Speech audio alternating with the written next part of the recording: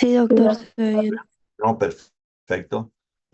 Bueno, vamos a comenzar entonces con el grupo de antibióticos beta-lactámicos, que es el grupo de antibióticos que más van a prescribir ustedes el día de mañana en su práctica clínica. Para dejar en claro algunos aspectos también respecto al uso o un uso no tan adecuado de este grupo de antibióticos que son muy nobles, que tienen varias ventajas respecto al resto y que cuando necesitan ser utilizados, a veces no son utilizados adecuadamente en cuanto a su posología, y eso hace que se genere un gran problema que es no solamente nacional, regional, sino que ya es un problema mundial y es el tema de la resistencia bacteriana. Se piensa que la resistencia bacteriana en los últimos años va a ser un gran problema para todo este grupo de antibióticos y en el cual prácticamente si no se comienzan a utilizar de manera adecuada, vamos a contar con muy pocos antibióticos para problemas banales, para problemas banales. En odontología, sepan ustedes que el uso del antibiótico prácticamente va de la mano con todo lo que es procedimiento técnico que ustedes lo hacen en cuanto al drenaje, al curetaje de las lesiones que ustedes van a encontrar en boca. Difícilmente ustedes dejen prácticamente que actúe solamente el antibiótico. Ustedes necesitan o deben hacer el tratamiento generalmente en las lesiones cuando existe un proceso infeccioso para que realmente sea más efectivo. Y recuerden, punto fundamental, que existen infecciones y infecciones, ¿sí? La mayoría de las veces tratamos de infecciones leves o moderadas. Muy pocas veces se llega a una infección grave, severa, realmente donde el paciente tiene trismus, donde el paciente tiene linfadenopatía importante, fiebre importante, y ahí realmente donde uno debe usar antibióticos, pero muy pocas veces se llega a eso. Entonces, cuando existe una pequeña infección, ya utilizamos antibióticos, a veces de manera innecesaria. Dentro del grupo los beta-lactámicos, simplemente para que lo recuerden, lo tengan presente, están las penicilinas, las cefalosporinas, los carbapenes, monobactam, que son fármacos de reserva, muchos de ellos utilizados por vía parenteral endovenosa, pacientes que se internan. Y sí, también tiene importancia acá los inhibidores de beta-lactamasa, que tienen su importancia, su trascendencia. Ustedes saben bien, no utilizados de manera sola, sino en combinación con el grupo de las penicilinas. De ahí tiene su importancia este grupo de sustancias. Las características de las penicilinas, y es importante por el cual uno lo utiliza como de primera elección en numerosas ocasiones, es que son agentes bactericidas, ¿sí? Entonces, al ser agentes bactericidas es una gran ventaja que tenemos de este grupo de antibióticos. No necesariamente necesita de la inmunidad del paciente que tenga una buena inmunidad, no como otros agentes que son bacteriostáticos, eh, debido a que, bueno, muchos tienen eliminación renal.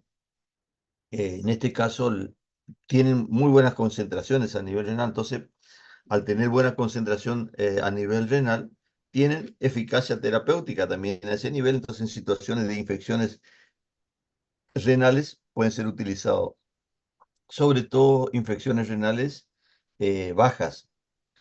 Escasos efectos adversos, mucho relacionado fundamentalmente a reacciones de, de hipersensibilidad, pero recuerden ustedes que también hay otros efectos adversos mencionados en la literatura que pueden ir de patologías importantes a nivel hepático, a nivel renal y a nivel del sistema nervioso central, que son escasos y que por ahí son mencionados en la literatura, pero que no son frecuentes. Acá simplemente queremos destacar lo que son más frecuentes. Y el costo accesible. La disponibilidad del medicamento y la accesibilidad son cosas fundamentales de cualquier ministerio de salud para realmente utilizar esos medicamentos. De nada sirve tener un medicamento efectivo, un medicamento de primera línea, si el costo es relativamente alto y no tenemos disponibilidad. Y es lo que suele pasar en muchas ocasiones con diferentes grupos de medicamentos. En este caso de las penicilinas, por suerte, lo tenemos a disposición. Dentro del grupo de las penicilinas, y es que lo que tienen que recordar, tenemos las penicilinas naturales, que es la penicilina G, en dos tipos de sal, ¿sí? Sal sódica y sal potásico. Penicilina G o bencilpenicilina. A esas sales, eh, penicilina G, se le agregó otra sustancia que le da cierta particularidad en el sentido que lo genera o crea como una sal de depósito, ¿sí? Así como hablamos de corticoides, la sal acetato que le genera esa particularidad de depósito, en este caso también la procaína, la benzatina o benzatínica, le dan esa particularidad. Esto hace que la bencilpenicilina benzatínica, su acción puede ser, puede durar hasta 28 días inclusive. Tiene una pequeña, por decirlo, no desventaja, pero un pequeño cuidado, sí que debe ser una administración intramuscular profunda. Por lo tanto, el paciente debe tener una buena masa muscular.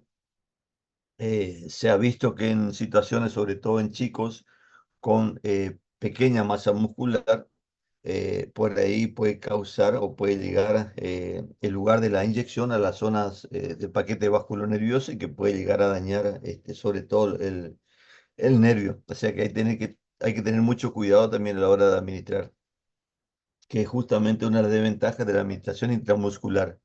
No cualquier persona puede realizarlo. Y sobre todo en este caso de esta penicilina, que es de depósito y que puede ocasionar un daño permanente a nivel del paquete vasculonervioso de la zona de los glúteos. Luego se generaron a partir de de esta penicilina G, penicilinas que pueden ser administradas por vía oral, que es la fenoximetilpenicilina o penicilina B.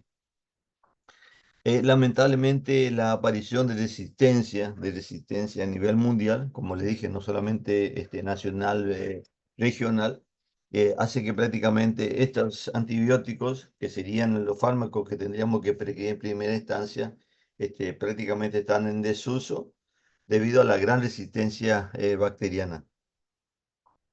Cuando hablamos de estreptococos, hablamos de estreptococos piógenes fundamentalmente, el beta hemolítico. Y generalmente uno trata ese para evitar que se complique y que cause lesiones a nivel cardíaco o a nivel renal. Entonces, si bien por ahí nos faltan datos epidemiológicos en cuanto a su resistencia bacteriana, por ahí se prefiere utilizar otros tipos de antibióticos que demostraron ventajas en cuanto a su eficacia respecto a ese tipo de gérmenes fundamentalmente. Tenemos lo que son los penicilasas resistentes o antiestafilococos. Esto debido a que al estafilococo prácticamente es uno de los que son resistentes. Y acá tenemos la oxacilina, dicloxacilina, meticilina. Muchos de ellos no se encuentran en nuestro mercado farmacológico.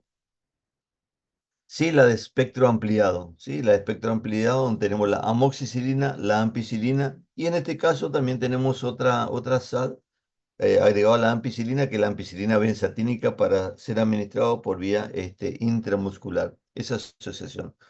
Recuerden ustedes que la amoxicilina es un derivado semisintético de la ampicilina, o sea, el primero que se generó fue la ampicilina. Luego, por una modificación estructural, bueno, se generó la amoxicilina y que ofrece ciertas ventajas a la ampicilina, sabrán ustedes, en cuanto sobre todo el punto de vista farmacocinético, más bien en cuanto a su eficacia.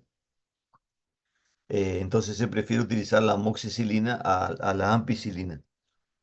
Después tenemos penicilina de espectro dirigido, que simplemente esto para que lo tengan, que lo recuerden, donde está la carbenicilina, ticarcilina, melocilina y piperacilina, en este caso dirigido a patologías ocasionadas sobre todo a nivel gastrointestinal, como enterobacterias.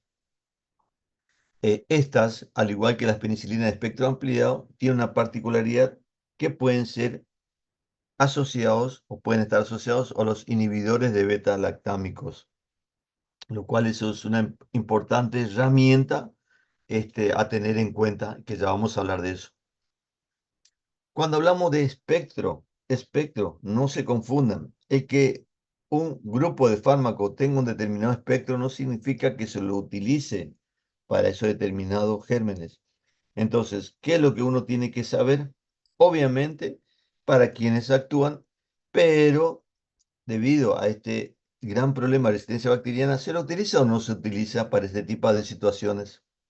Entonces, nosotros lo que siempre hacemos, la salvedad, es mencionar, por un lado, el espectro y por otro lado, dónde está verdaderamente indicado.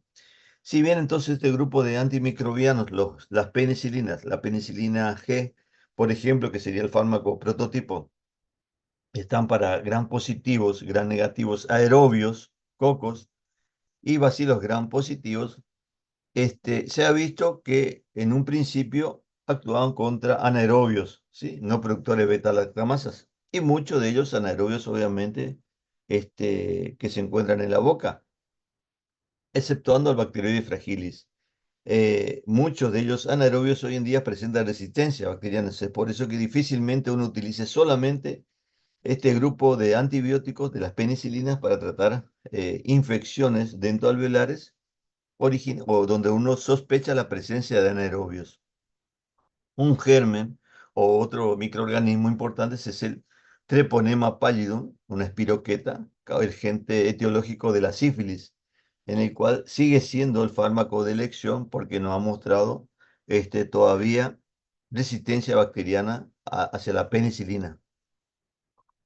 La amoxicilina, que es de espectro ampliado, no de amplio espectro, sino que se amplía su espectro del originario, en este caso la penicilina G, es para gram negativos, sobre todo bacilos gram negativos, donde está Haemophilus influenzae, Escherichia coli. De ahí se le agrega otras sustancias, otro microorganismo, digo, donde por ahí se utiliza también asociado con otros antibióticos. En el caso del Helicobacter pylori, por ejemplo, la agente causal de úlceras gastroduodenales. Y también en otras infecciones gastrointestinales provocadas por salmonelas o shigella. Eh, y lo mismo que habíamos dicho de los antibióticos de espectro dirigido, donde están ahí los microorganismos entre bacterias, proteos, Klebsiella, pseudomonas. Acá me quería detener un ratito y es dentro de los inhibidores beta-lactamasas. ¿Cuáles son? Lacio-clavulánico, taxobactam y sulbactam.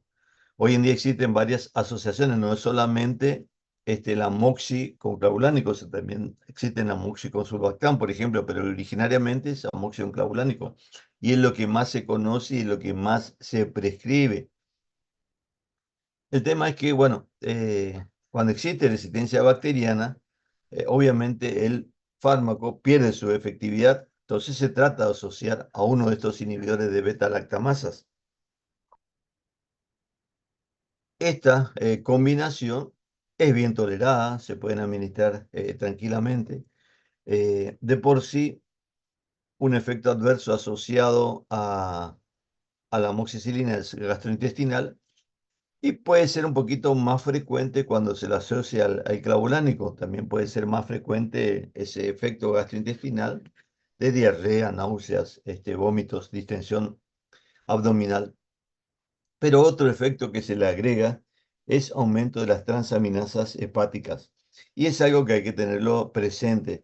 O uno tiene que evaluar al paciente que tenga antecedentes de una alteración hepática, alguna afección que cause aumento de las enzimas hepáticas. Existen muchas situaciones que pueden causar aumento de las enzimas hepáticas, este, o infecciones o hepatitis colestásica con ictericia, y que uno lo tiene que tener presente cuando uno va a prescribir estas asociaciones. Entonces, uno debe prescribir justamente este medicamento de las penicilinas con los IBL, los inhibidores de beta-lactamasa, en forma racional. ¿Qué significa eso? Cuando realmente se sepa que existen gérmenes que producen enzimas beta-lactamasas. ¿Mm? son agentes, recuerden esto, de reserva. Es un arma que tenemos nosotros cuando tenemos gérmenes que son productores de beta-lactamasa, sino utilizar, como siempre, la amoxicilina sola. Algo que es fundamental y que siempre repito al grupo es conocer el antecedente del paciente. Recuerdan ustedes eso. Hay gentes que toman porque sí, antibióticos, o porque le dan los vecinos, o porque le dan los padres, se automedican y se autoprescriben esos pacientes. Y hay otros que no lo toman. Entonces, ese antecedente es importante a la hora de prescribir ese medicamento, sobre todo en combinación, penicilinas con los IBL. Esto simplemente para recordar respecto a cómo actúan. ¿Se acuerdan ustedes que tiene una unión de las penicilinas con proteínas fijadoras de la penicilina en la membrana citoplasmática? Una vez que se une a esa proteína fijadora, inhibe la transpeptidación y se inhibe la síntesis de peptidoglicano y no se termina de formar la pared celular. Y así la célula muere. A su vez se activan autolisinas y que rompen la pared celular. Eso más o menos en cuanto a la farmacodinamia, y viene al caso por el hecho de que es importante tenerlo presente a la hora de resistencia bacteriana. ¿Dónde puede estar ubicada esa resistencia bacteriana? Que ya lo vamos a ver.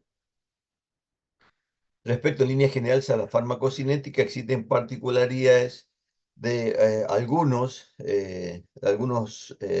penicilinas, pero esto es algo general y que se administran por diferentes vías. La más utilizada obviamente es la vía oral, gotas, jarabes, suspensiones, comprimidos, cápsulas, y también, obviamente no por vía oral, vienen en presentación inyectables.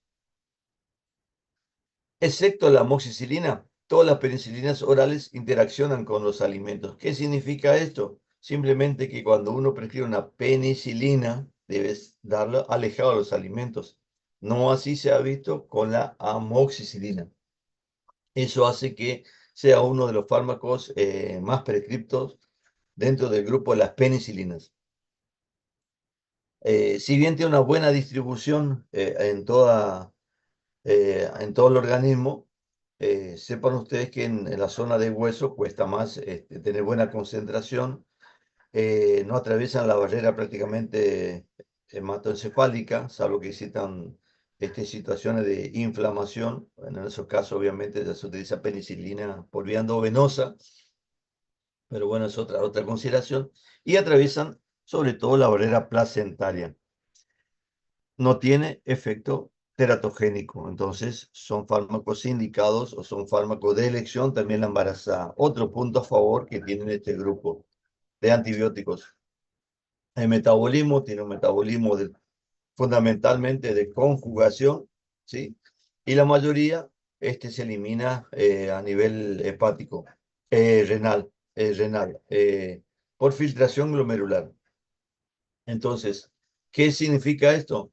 Que cuando se altera la filtración glomerular, por ahí uno debe tener cierto cuidado en cuanto a la posología de la administración, ¿sí? Eh, Existe un límite más o menos de 30, 50 mililitros de creatinina, se habla de eso de filtrado glomerular, para decir que modificaron, ¿no?, la posología de, la, de este grupo de antibióticos, pero bueno, eso es más específico para dejarlo estudiarlo en los talleres cuando veamos. Eh, pero generalmente se eliminan por vía renal, es importante, y las dosis o el principio activo que llega a nivel renal tiene actividad terapéutica, razón por la cual puede ser utilizada en infecciones renales no complicadas, no complicadas. Y bueno, lo que le había mencionado anteriormente, el tema de resistencia bacteriana, son varios tipos de resistencia que puede ocurrir. Uno de ellos es que no lleguen al sitio de unión, no se unan a su proteína fijadora de la penicilina, que esa proteína modifique su sitio de unión que excita una bomba de egreso una vez que ingresa al citoplasma, que excita una bomba que lo saque de vuelta. Pero lo más importante, y es justamente el tema, es en este caso de los beta-lactámicos, y la inactivación del antibiótico por enzima beta-lactamasas. Eso es lo fundamental que tienen que recordarlo siempre. Y sobre todo que existen beta-lactamasas y beta-lactamasas. O sea, no es lo mismo las que son provocadas, por ejemplo, por estafilococos, por el Haemophilus influenzae, por el E. coli, donde esas beta-lactamasas se relacionan fundamentalmente con penicilinas y no con cefalosporinas. Entonces, si el paciente, supongamos, presenta una resistencia bacteriana de una infección de las vías respiratorias alta, sí, o en el caso de la E. coli, de las vías urinarias, posiblemente, y uno está dando antibiótico penicilina, posiblemente presente resistencia bacteriana a las penicilinas, pero no a la cefalosporina. En ese caso, la cefalosporina, que son fármacos alternativos, ahí serían fármacos de elección. Hay patologías que son provocadas por microorganismos y que son más graves, como por ejemplo las pseudomonas. En ese caso, las pseudomonas, las beta-lactamasas provocadas por pseudomonas o enterobacterias, en ese caso sí hidrolizan a ambas, penicilinas y cefalosporinas. Entonces, en esos casos ya pensar utilizar otro tipo de, de antibióticos, otro grupo de antibióticos. Los estafilococos y las pseudomonas son realmente gérmenes muy resistentes y pueden afectar diferentes partes del organismo. Y cuando afectan sobre todo las vías respiratorias bajas, realmente, y son intrahospitalarias, son muy difíciles de tratar. Y a veces se ve hacer o utilizar muchísimos antibióticos considerados de reserva y que obviamente no siempre se cuenta con esos antibióticos. Como yo le dije, efectos adversos van a ver que tienen muchísimos efectos adversos, pero simplemente destacamos los más importantes. Por un lado, o lo más frecuente, digo, por un lado los efectos adversos a nivel gastrointestinal, diarreas, náusea, distensión abdominal, flatulencia. Mucho de ello relacionado a que ustedes saben que en la absorción de los medicamentos no se absorben todo, ¿sí? Si uno pone una determinada concentración, digamos, en el caso de la amoxicilina, 500 miligramos, no se absorbe toda la dosis que uno da, siempre queda algo a nivel gastrointestinal. ¿Y eso qué provoca fundamentalmente? Alteración de la flora intestinal. Y esa alteración de la flora intestinal, todo el problema que ocasiona muchas veces a ese nivel.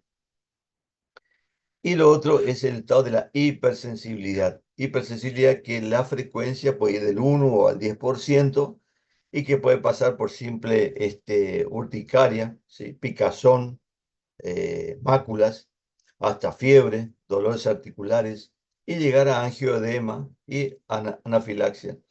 De acuerdo a la bibliografía o a los lugares, eh, ese porcentaje de anafilaxia puede variar, pero en línea general lo que tienen que recordar ustedes que sería lo más grave en cuanto al efecto adverso del paciente. Entonces, cuando uno va a dar una penicilina, tiene que preguntar si no tuvo una reacción de anafilaxia anterior. Puede ser que haya tenido solamente una reacción de urticaria, ¿sí? De picazón, de aparición de máculas y que haya quedado ahí. Entonces hay que ser precavido en esas situaciones. Pero si el paciente ya tuvo, obviamente, una reacción de anafilaxia, ni pensar en utilizarlo dos veces, ni pensar en utilizarlo.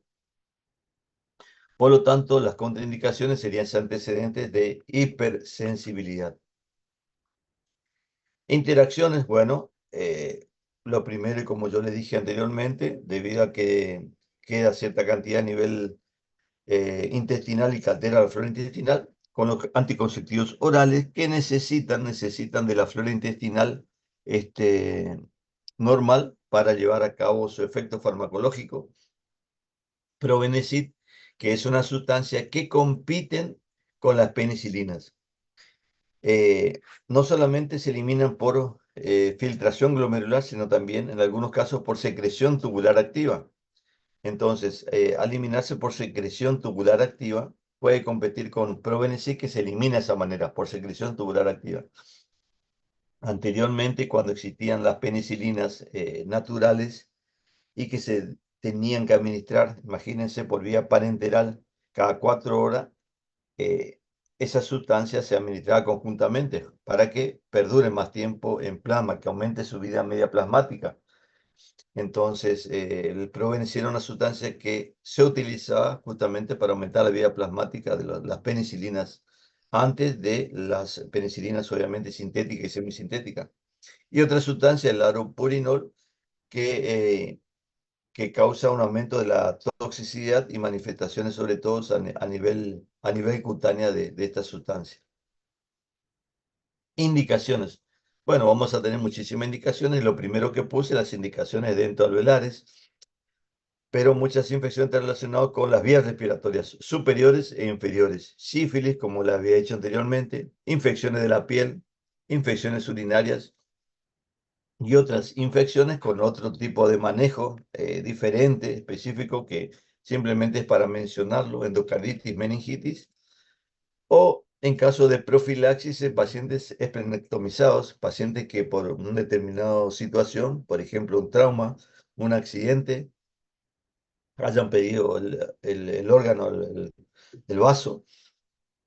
Y bueno, en ese caso generalmente se utilizan como profilaxis de tipo de antibiótico, o en aquellos pacientes que tuvieron una afección, una infección a nivel eh, de una faringitis, por ejemplo, y por Streptococcus pyogenes, y tuvieron o lesionaron, mejor dicho, el corazón o a nivel renal. Y se suele utilizar penicilina de depósito en esos casos, en pacientes con antecedentes de fiebre reumática. Pero bueno, son situaciones específicas que no hace al caso de ustedes. Y bueno, y acá si nos detenemos un ratito, es para mencionarles respecto a la posología de algunos antibióticos, los más utilizados. Eh, no necesariamente siempre se van a utilizar por vía oral las penicilinas. Y a veces, por mismo requerimiento de los pacientes, piden ellos una penicilina de depósito que ellos saben. Entonces, lo que tienen que recordar ustedes, y es la falencia que por ahí se tiene en algunos lugares, es el hecho de la dosis, ¿sí? Si bien sabe que el fármaco de elección por vía intramuscular es la penicilina benzatínica, por ahí lo que queda, o no se conoce bien, erróneamente, es la dosis. Entonces, cualquier afección, excluyendo la sífilis, ¿sí? Sobre todo infecciones de vías respiratorias, la dosis de 1.200.000 unidades internacionales. Ustedes van a ver que el preparado viene en frasco ampolla y dicen 1.200.000 o 2.400.000. A veces no existe el de 1.200.000 o no se tiene en ese lugar donde ustedes trabajan. Entonces le dan el de 2.400.000. Está mal, eso no se debe hacer, ¿sí? Porque es utilizar sobredosis en los pacientes que no necesitan esa sobredosis. Sí, para sífilis. Para sífilis, la dosis indicada es de 2.400.000 unidades. La amoxicilina, creo que esto más que sabido, ustedes lo saben perfectamente.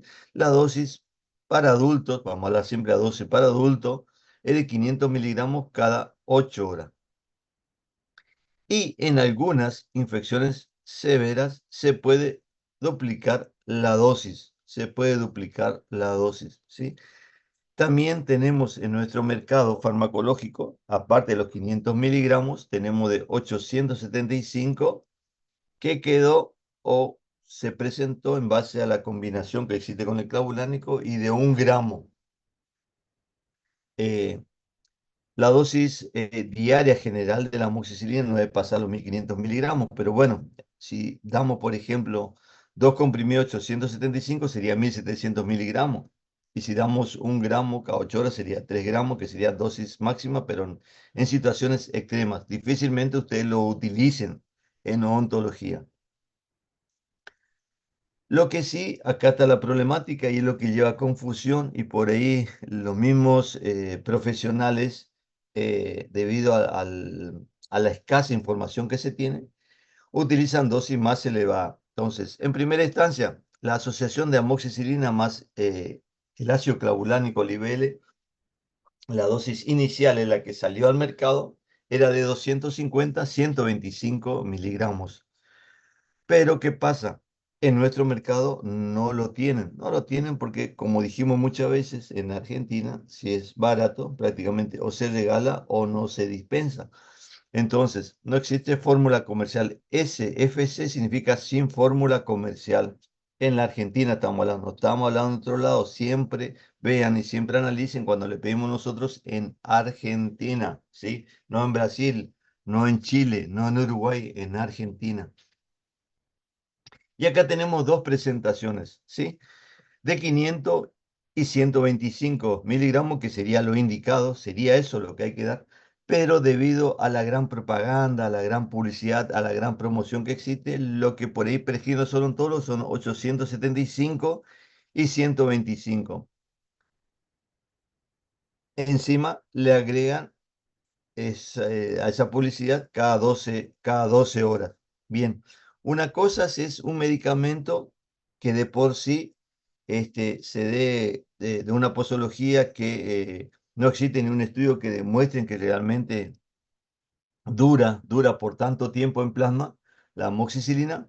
Y por otro lado es el cambio que hace la industria farmacéutica, cambio en la formulación farmacéutica, que hace que ese medicamento sea administrado de una manera cambiando un poquito su estructura y que pueda liberarse de manera retardada, ¿sí? Y que dure 12 horas. Que hay varios medicamentos que son así, que se modifican su forma farmacéutica y lo hacen de liberación prolongada o de liberación retardada. Microesferas, le ponen algunas membranas y bueno, o el sitio de liberación, todo eso hacen que dure un poquito más.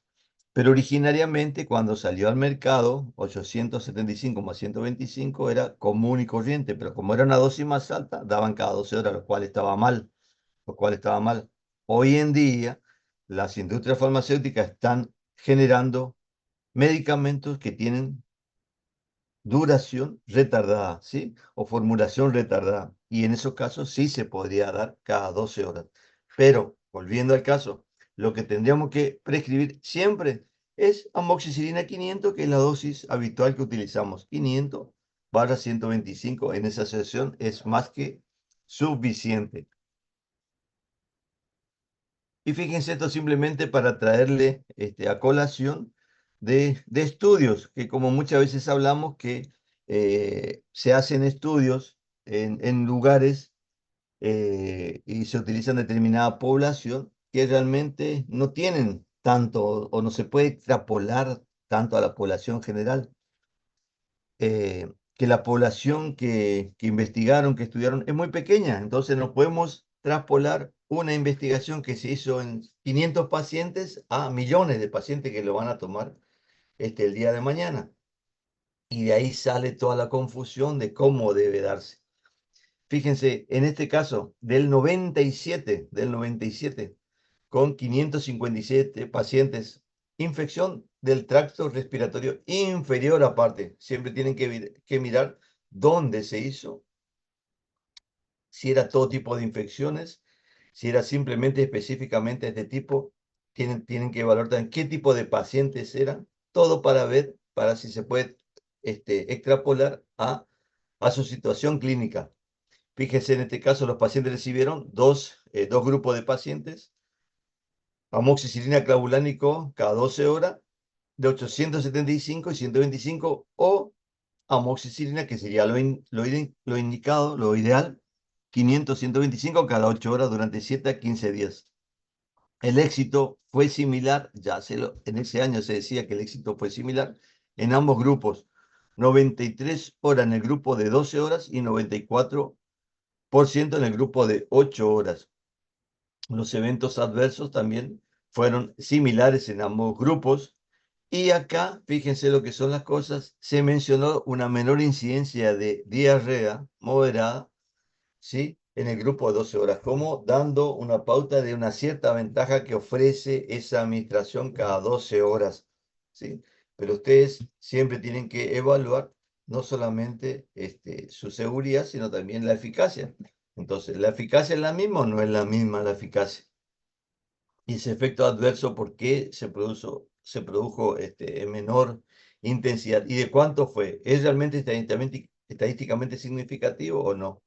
Bueno, eso en infecciones respiratorias bajas, bajas, en el 97.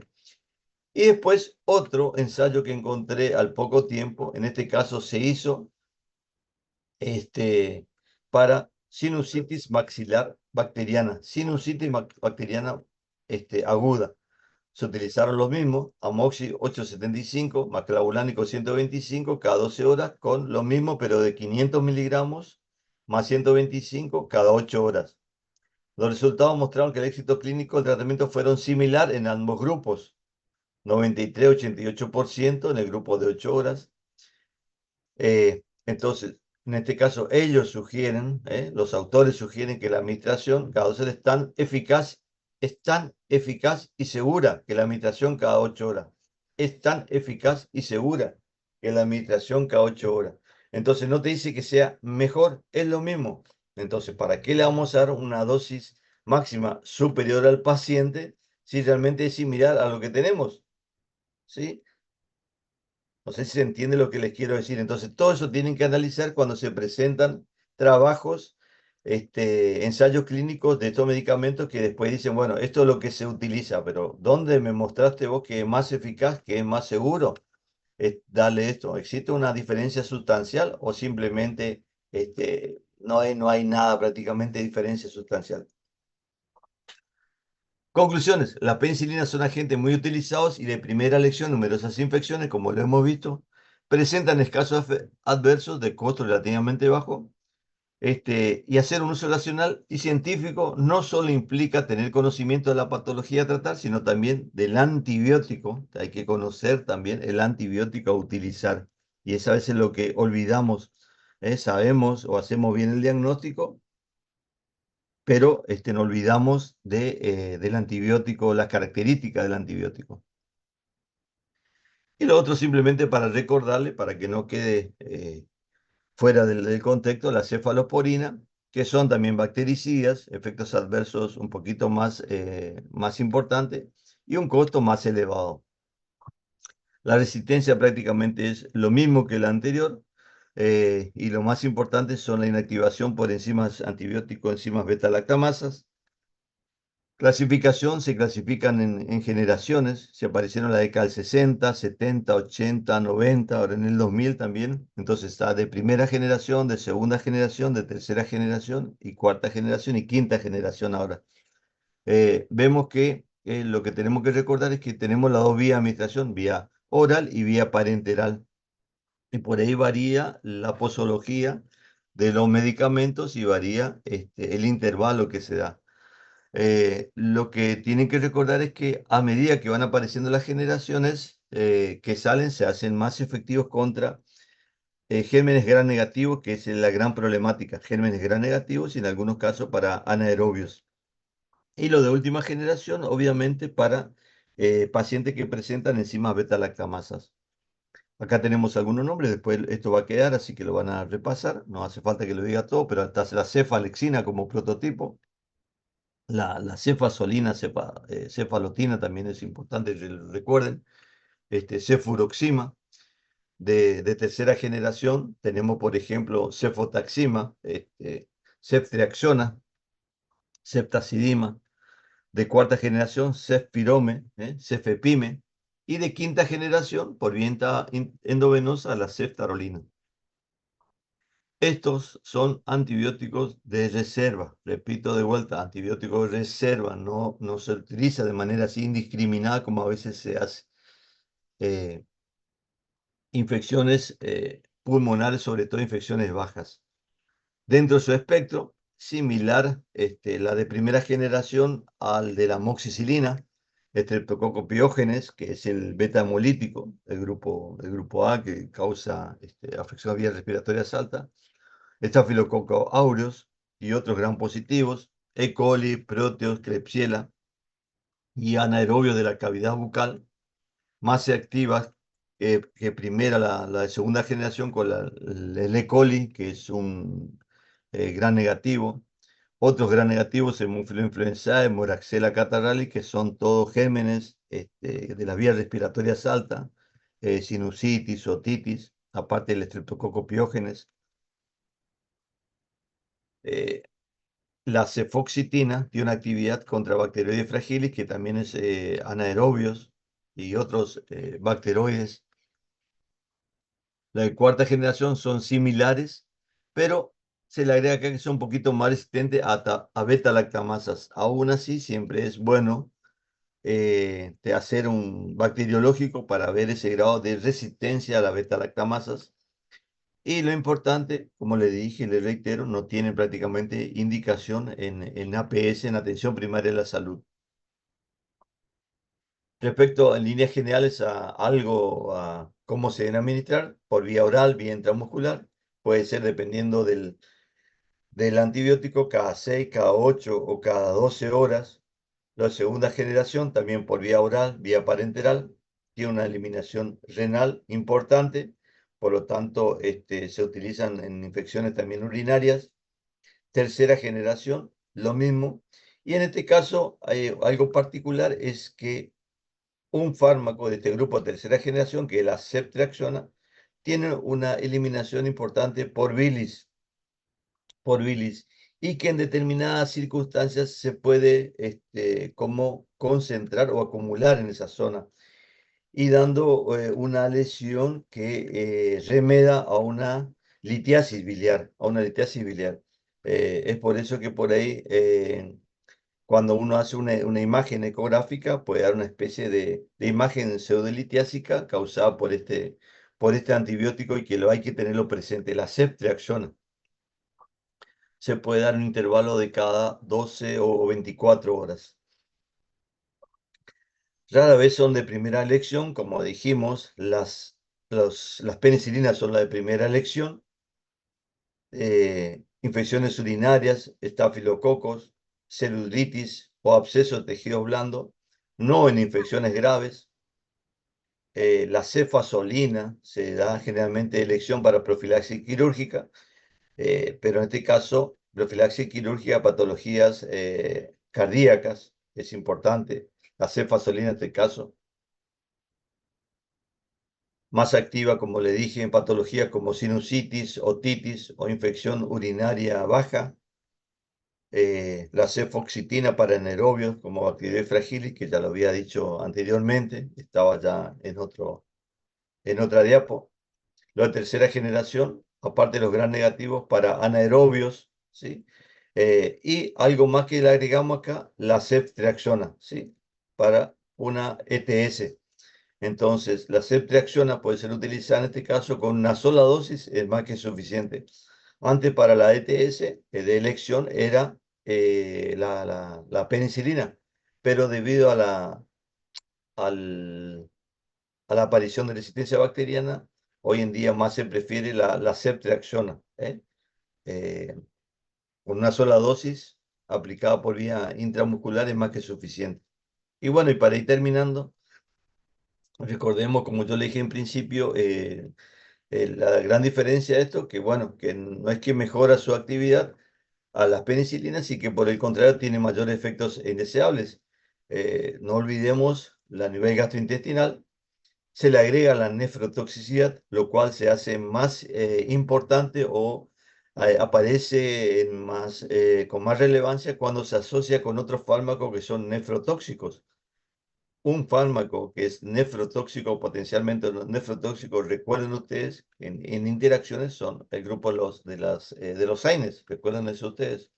Hipersensibilidad, que existen reacciones cruzadas con beta-lactámicos en 5 o 10%. Entonces, por ahí, si el paciente tuvo un estado de hipersensibilidad a las penicilinas, es preferible no dar cefalosporina.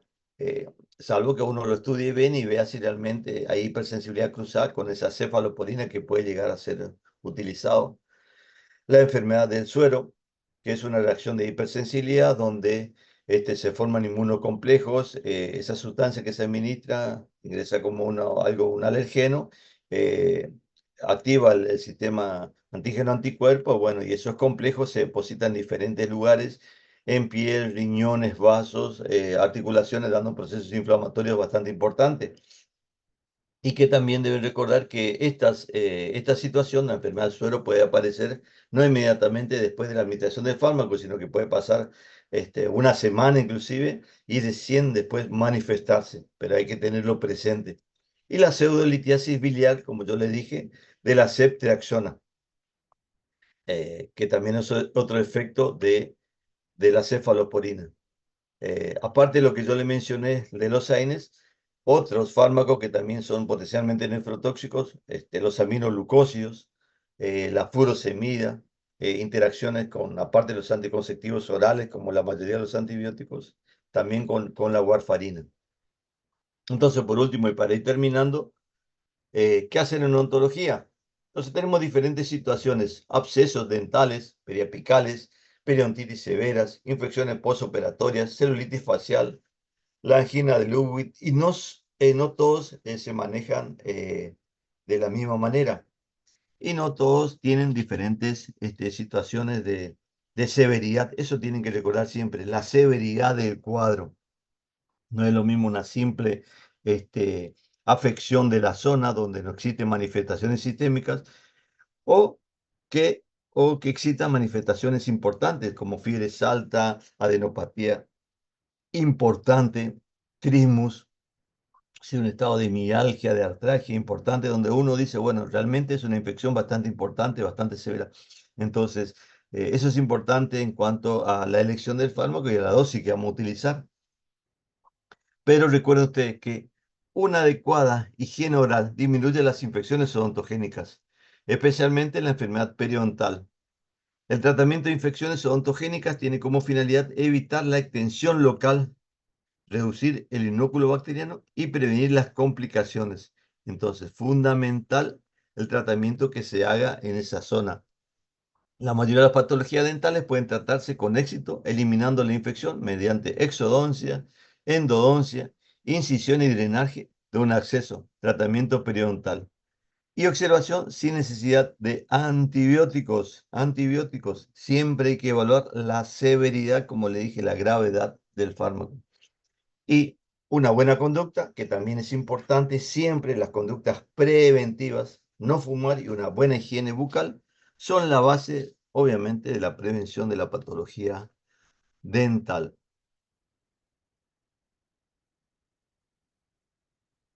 Muy bien. Ahora viene la doctora Vanina. Ella le va a seguir con profilaxis de antibiótico y cualquier duda vayan viendo y lo vamos analizando después en los talleres, en la próxima clase. Bueno, yo me tengo que retirar porque tengo que ir a trabajar. Nos vemos, chicos. Que tengan un buen No, día. Hasta luego. gracias, profe. Hasta luego. Bueno, buenos días chicos, ¿cómo están? ¿Se escucha? Sí, Doc, se escucha. Bien, les voy a compartir el Power.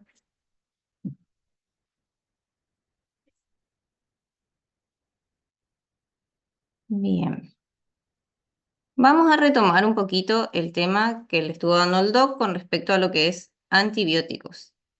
Y yo les voy a hablar de un procedimiento que hacemos en determinados pacientes, no en todos obviamente, en determinados pacientes. Y estamos hablando de lo que es la parte de profilaxis antimicrobiana.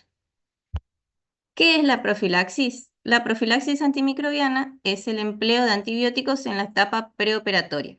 Y esto siempre grábense, chicos. Etapa preoperatoria, no durante, no post. Con la finalidad de tener un nivel importante de fármacos en los tejidos durante la intervención que vamos a realizar, así como también para mantener dicho nivel del antibiótico durante un breve periodo postoperatorio. Pero esto solamente hacemos en pacientes de riesgo. ante ciertos procedimientos que conlleven sangrado. Entonces, ¿qué es la profilaxis? Es el empleo de antibióticos en la etapa preoperatoria, con la finalidad de tener un nivel importante de antibiótico en los tejidos durante la intervención y mantenerlo durante un breve periodo de tiempo postoperatorio. Y ahí decimos, ¿para qué la hacemos? ¿Cuándo vamos a hacerla? ¿Y cómo? Bien. ¿Cuándo hacemos? Cuando tenemos un paciente que tiene disminución de las defensas, o sea, todo paciente que esté inmunocomprometido. Y esos pacientes son pacientes diabéticos, pacientes que tengan insuficiencia renal o hepática, pacientes que usen de manera crónica glucocorticoides, porque ustedes saben que uno de los efectos de este grupo de fármacos es la disminución de, del sistema de defensa del organismo, pacientes que cursan con un cáncer, pacientes que tienen desnutrición. ¿Por qué en estos pacientes se hace la profilaxis? Porque estos son pacientes potencialmente riesgosos a desarrollar. Doctora, disculpe, no está No se presentando el llave. PowerPoint. No se ve nada, me dice. ¿Estás compartiendo la pantalla? Sacala. ¿Vos le pusiste a compartir? Sí, está compartiendo. Acá está. Ay, no. Sacale, a ver, sacale y vuelve a compartir. No, acá no. Ay. Vaya. Abrimos de nuevo. Compartimos.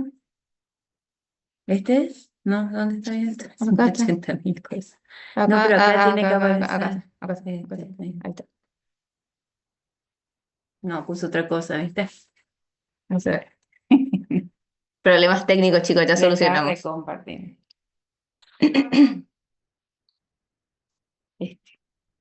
Ese ya apreté ahí, ¿por qué no anduvo? ¿Así? Sí. Ay, bueno, a veces capricho sin guión. Ahí fíjense, chicos, si aparece. ¿Se llega a ver? Sí, Aparece ahí. Sí, Ah, bien. doctora. Bueno, vamos retomando. ¿Dónde nos quedamos? Bien. ¿Cuándo realizamos profilaxis? Todos estos pacientes de riesgo son pacientes que tienen una disminución bastante importante de las defensas. Entonces, son propensos a desarrollar algún tipo de infección. En este caso, la más grave sería un riesgo de endocarditis bacteriana. También los pacientes trasplantados tienen este riesgo porque son pacientes que toman medicación para inmunosuprimir las defensas del cuerpo para que no me rechace ese órgano que ellos recibieron. Entonces, por lo tanto, estos pacientes también tienden ese riesgo. Entonces, todo lo que sea paciente de riesgo, se hace profilaxis. De igual manera, hoy en día la diabetes, paciente diabético compensado, acá en nuestra región, se hace profilaxis, más allá de que esté compensado, porque está discutido eso. Hay artículos científicos hoy en día que dicen que no, que el paciente diabético compensado no necesita realizarse una profilaxis antimicrobiana, pero por una cuestión de seguridad es preferible hacérselo, y más en nuestra región, porque nosotros no sabemos cómo se maneja el paciente con respecto a su medicación. Entonces, por eso el paciente diabético, si bien les van a decir que no es necesario, es preferentemente que sí. Y esto que lo tengan bien grabado para toda su carrera, para toda su vida, porque el paciente diabético es súper complejo de tratar, chicos, y es muy propenso a generar infecciones, ya sea por un procedimiento dental o ya sea por el simple hecho de haberse colocado un antibiótico o un analgésico vía intramuscular. Bien. Ahora, pacientes para quienes se recomienda la profilaxis antibiótica. Tenemos, como ya les dije anteriormente, todo paciente de riesgo, que son portadores de válvulas protésicas o materiales utilizados para las reparaciones de válvulas cardíacas, pacientes con antecedentes de endocarditis previa, por eso siempre es importante hacer bien la historia clínica del paciente, pacientes con cardiopatías congénitas, pacientes con cianóticas no reparadas quirúrgicamente Esto tiene que ver con el tema de oxígeno en sangre. Cuando la sangre no oxigenada se mezcla con la oxigenada, genera una patología que genera eh, pigmentación azul en la piel. Y después tenemos las pacientes que tienen material protésico hecho menos de 3 meses, que son pacientes que sufrieron infartos o algún tipo de problema cardíaco. Bien. Y ahora vamos a hablar de, en estos pacientes, cuáles son los procedimientos que yo voy a tener en cuenta para realizar mi profilaxis antimicrobiana, que son los procedimientos de alto riesgo. Todo procedimiento que conlleve un sangrado. Y tenemos extracciones, reimplantes dentarios, biopsias, incisiones para drenaje cuando se necesita, injertos óseos, raspado y alisado radicular, que muchas veces decimos que es un procedimiento sencillo, pero la verdad que no. Uno cuando empieza a profundizar en la bolsa periodontal genera lesiones en el tejido que puede hacer que bacterias traspasen esas membranas y generen problemas de infecciones graves. Cirugía endodóntica, cirugía periodontal, cirugía paraprotética, todo procedimiento que conlleve sangrado, reducción de fracturas, cirugía de glándulas y cirugía oncológica maxilofacial. Bien, eso es con respecto a los pacientes de riesgo. Ahora, en pacientes sanos, ¿hacemos profilaxis? Eso tiene mucho que ver con ciertos procedimientos. Generalmente no se realiza en pacientes sanos, porque el paciente sano es totalmente inmunocompetente para poder, digamos, sus defensas funcionan bien, entonces no es necesario hacerle una profilaxis. Muchos profesionales le van a decir que sí, pero es preferible en un paciente sano ante ciertos procedimientos, pero es bajo consideración del profesional. Y tenemos procedimientos de alto riesgo, que son implantes, y no los implantes unitarios, sino que implantes que me lleven, por ejemplo, una cirugía de multiimplantes, que estoy por rehabilitar todo un maxilar superior, entonces en ese caso existen un par de artículos en donde se hace una profilaxis, igual que para realizar implantes cigomáticos. Injertos, no cualquier injerto, tienen que ser injertos grandes, tumores, cirugía ósea, ortopédica y traumatológica, pacientes accidentados que están por recibir tratamiento de cirugía ortopédica también, y cirugía periapical y dientes retenidos lo vamos a ver de acuerdo a cómo vemos nosotros al paciente. O sea, en estos casos no es recomendable hacerlo, pero como o sea, es preferible no hacerlo, pero muchos le van a decir que sí, y entonces eso ya tiene una cuestión que ver con criterios. Acá se recomienda no. Nosotros siempre le decimos que no. ¿Y cómo la vamos a hacer? Bien, la profilaxis se realiza con amoxicilina, 2 gramos 1 hora antes vía oral, 2 gramos 30 minutos antes vía intramuscular, perdón, intravenosa. La vía oral siempre, chicos, todo procedimiento que es programado vía oral. Esto para los pacientes que no son alérgicos a la penicilina.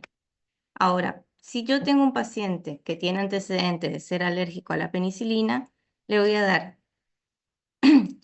clindamicina de 600 miligramos 1 hora antes vía oral, media hora antes intravenosa, o acitromicina de 500 miligramos 1 hora antes vía oral, 1 hora antes vía intravenosa.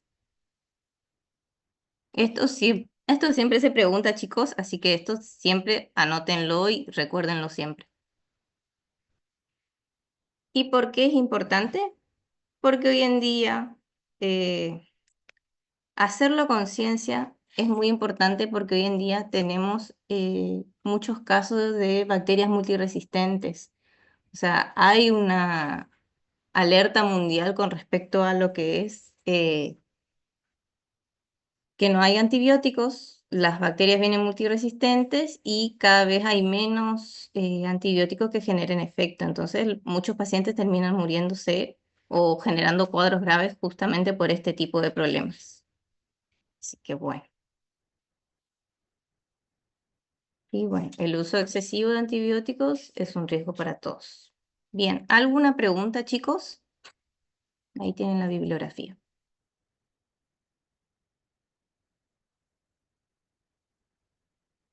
¿Alguna pregunta? ¿No? No, Doc, ¿puede pasar desde la primera diapositiva porque algunas no vimos, Sí, sí, sí, sí. Igual este va a estar en el aula o no, el tipo, teórico. despacito para que le vayamos sacando fotos? Le podemos mandar. Ok, listo, gracias. Bien. Ah, para sacar fotos. Le mando a los grupos. Sí. Le mando. Vamos a mandar a los grupos. Bien. Profe,